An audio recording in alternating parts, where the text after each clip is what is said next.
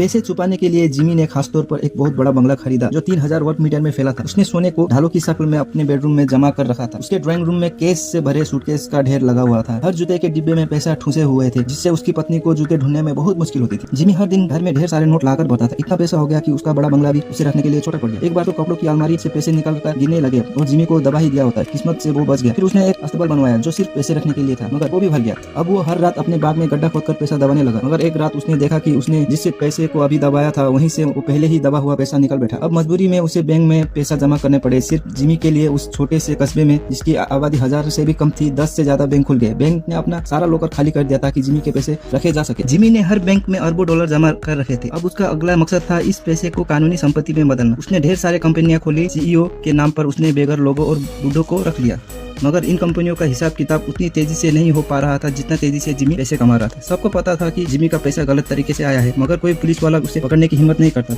उल्टा सीआईए और ड्रग विभाग के लोग उससे मदद मांगते आते थे। असल में जिमी पहले एक आम पायलट था। उसकी सैलरी बस गुजारे लायक थी। वो अक्सर अपनी फ्लाइट्स के दौरान चोरी छुपे सिगरेट की तस्करी करता था। एक दिन सीआईए को उसके इस काम की भनक लग गई, मगर उसे पकड़ने के बजाय उन्हें उसे ब्लैकमेल किया और कहा कि वो उनके लिए काम करे। जिमी की उड़ान भरने की कला जबरदस्त थी और सीआईए को जरूरत थी कि ऐसी पायलट की जो बड़े विमान को बहुत नीचे उड़ाकर सेंट्रल अमेरिका के जंगलों में जाकर विद्रोही की ठिकाने की तस्वीर खींच सके। जिमी को रोमांच बहुत पसंद था। उसने तुरंत हाँ कह दिया, मगर ये काम जितना आसान लगता था उतना था नहीं। हर बार जब वो विद्रोही के इलाके से उड़ान भरता तो कुछ तस्वीरें लेते ही उस पर गोलियों की बारिश शुरू हो जाती, मगर जिमी की उड़ान कला वाकई लाजवाब थी। हर बार वो किसी तरह जान बचाकर लौट आता। वो इतना ज्यादा सेंट्रल अमेरिका के ऊपर उड़ान भरता था कि आखिरकार कोलंबिया के ड्रग माफिया की नजर उस पर पड़ ही गई और यही है जिमी की जिंदगी बदल गई। वो बन गया एक अरबपति।